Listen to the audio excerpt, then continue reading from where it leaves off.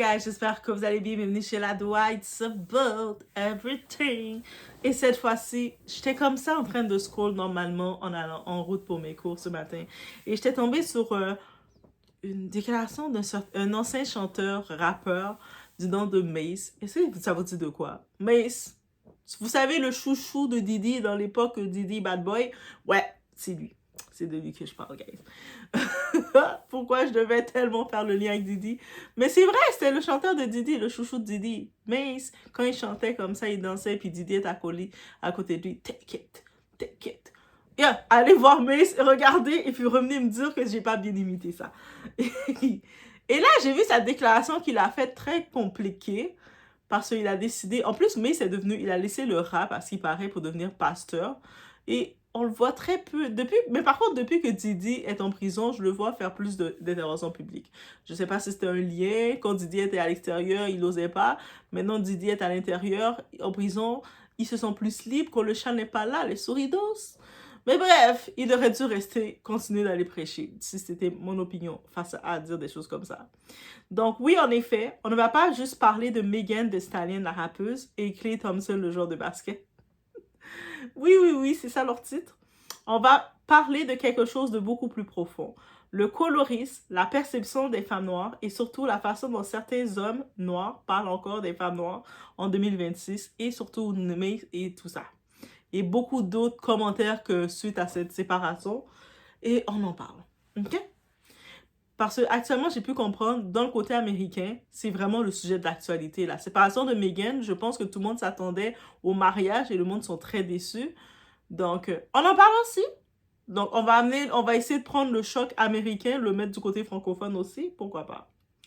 Parce que ce que Mace a dit, ce n'est pas juste une opinion, c'est un révélateur que beaucoup pensent. Et on va prendre le temps de regarder ce révélateur-là. On est chez la Doua, it's about everything. On met des likes, on supporte et on y va sans perdre.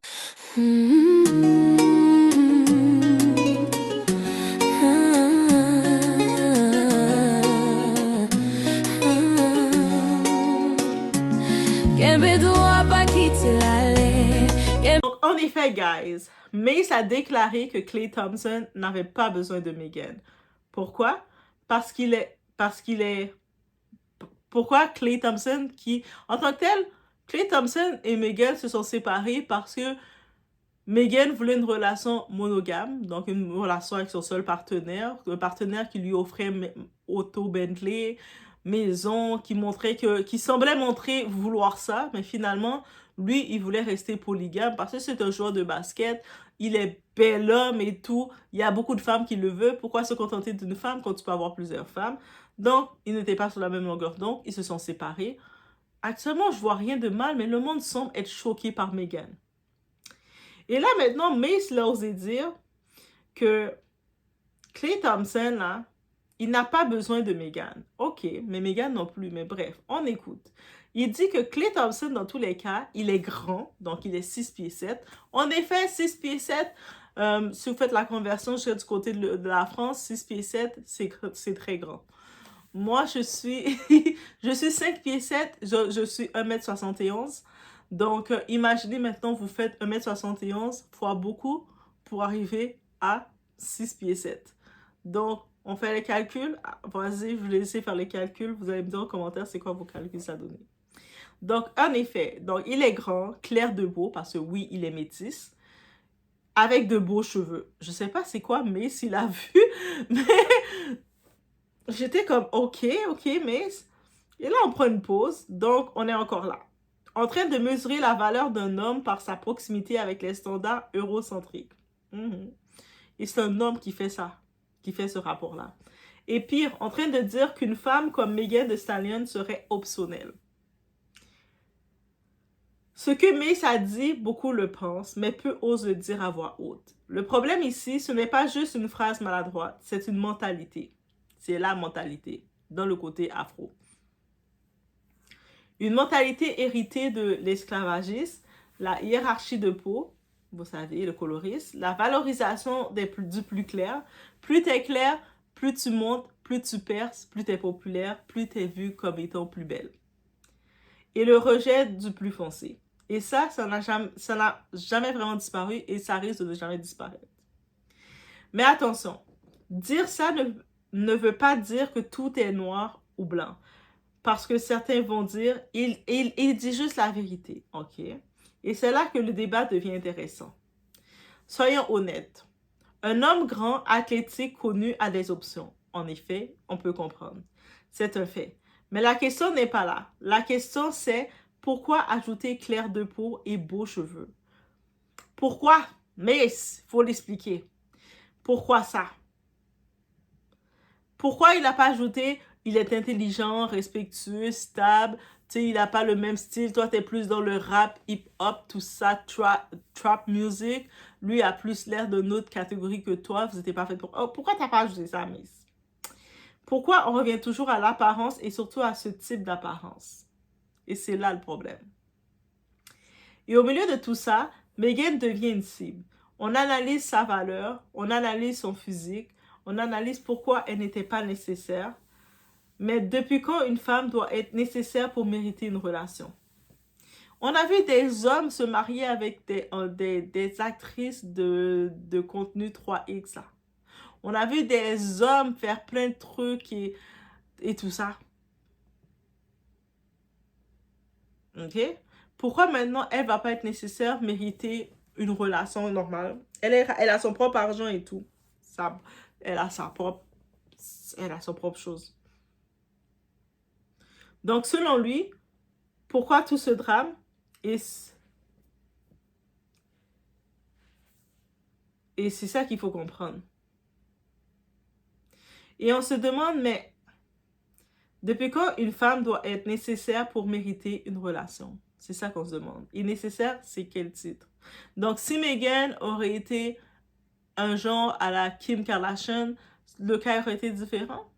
Parce que la façon dont le monde s'attaque à Meghan à cause de la fin de sa relation, mais Kim Kardashian, dans l'année dernière, dans cette année, il y a quelques semaines de ça, là, elle était avec l'autre, là, le coureur automobile, j'oublie son nom déjà, Hamilton, Lewis Hamilton, oui. Mais elle était avec l'autre machin chouette, il n'y a même pas quelques instants de ça, et avec un autre machin chouette encore, un autre instant de ça. Bref, elle était avec plusieurs machins chouettes. Et puis, personne ne dit rien, c'est juste, ah, c'est Kim. Mais elle en reçoit, encore une fois. Et là, il y a l'influenceur Charlemagne, dans son émission, dans son podcast, lui a pris une autre direction. Il dit, de toute façon, pourquoi on fait tout un drame avec leur séparation? Les deux, ils n'étaient pas mariés. C'était un couple. Finalement, ils se sont rendus compte qu'ils ne sont pas sur la même longueur d'onde, ils se séparent. Pourquoi on fait tout un drame? Ils n'ont pas d'enfant ensemble, donc elle n'est pas tombée enceinte de lui, elle n'a pas couru faire enfant avec lui, heureusement. Et c'était pas une longue relation de 10 ans, de 20 ans. C'était une relation, je pense qu'ils ont fait 1 an, 2 ans max ensemble. Même pas 2 ans, ça serait le gros max. Je pense qu'ils allaient venir sur 2 ans, 2027. Ils étaient sur 1 an encore. Donc, pourquoi le monde en fait tout un drame? Et sur ce point, il n'a pas totalement tort. Parce qu'au fond, est-ce que toute relation doit finir au mariage? Parce que beaucoup de gens, ils se disent, le mariage doit être tout. Même quand vous vivez dans vos mariages misères, vous essayez de projeter le mariage pour tout le monde pour être un accomplissement. De la même façon que vous regardez Rihanna qui vit tranquille sa vie avec son gars et ses 3 petits bibous de chou. Mais pourquoi elle n'est pas mariée? Elle n'est pas mariée. Mais toi, tu es dans ton mariage misère, là. Pourquoi tu ouvres ton bec pour parler aux gens s'ils sont mariés ou pas? Ton mariage est ton mariage misère, là. Que tu es avec ton gars, qu'à chaque jour, tu frappes ta tête dans le mur parce que tu sais que tu es avec ton enfer. Mais tu parles mariage, ça doit être un accomplissement. Accomplissement de quoi? C'est un point final pour qui? Est-ce qu'une relation courte est automatiquement sans valeur? Est-ce que la douleur dépend de la durée? Non. Mais soyons encore plus honnêtes. Toute la culture est obsédée par cette histoire. Pourquoi? Parce que Meghan est une femme noire visible, Clay est une star NBA. Et leur relation mélange pouvoir, image et désir. Et surtout, parce que les gens attendent ces moments. Ils attendent la rupture, la chute, le moment où ça passe. Quand on les voyait vivre leur lune de miel, ça ne plaisait pas. Le monde les laissait tranquilles parce que c'était « Ah, elle nous emmerde ». Mais dès qu'il y a eu la rupture, c'est rendu dans les unes de faire le procès de Meghan. C'est pas le procès du Clay, le procès de Meghan. Pourtant, on a pu apprendre que c'est Clay qui l'a trompé. Mais c'est elle qui reçoit son procès qu'elle ne méritait pas ce type-là. Parce que maintenant, on entend les nouvelles lignes que pourquoi elle ne mérite pas ce type-là. Parce que supposément, ce type-là est clair. Il est grand, il est clair, il a des beaux cheveux. Ok.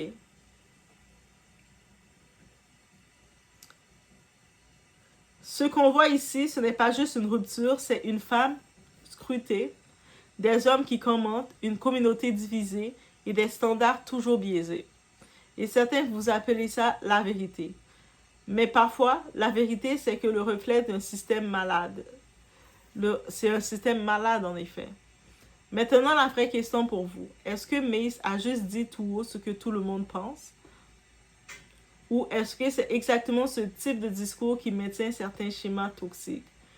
Laissez-moi votre avis dans les commentaires, guys, face à la déclaration de votre chanteur préféré, votre rappeur préféré devenu pasteur Mace. Parce que ce débat, il est loin d'être terminé. Ce n'est pas une simple rupture, c'est un schéma. Une femme noire exposée, des hommes qui analysent sa valeur, une industrie qui amplifie et un public qui consomme. C'est comme ça. Pendant que certains parlent de préférence, on évite de parler de conditionnement. Parce que oui, le colorisme n'est pas un hasard, c'est un système. Et certains en sont encore les porte-paroles. Si ce genre de discours ne te dérange pas, pose-toi la vraie question, pourquoi? Je vous laisse sur cette réflexion. On se retrouve au prochain vidéo.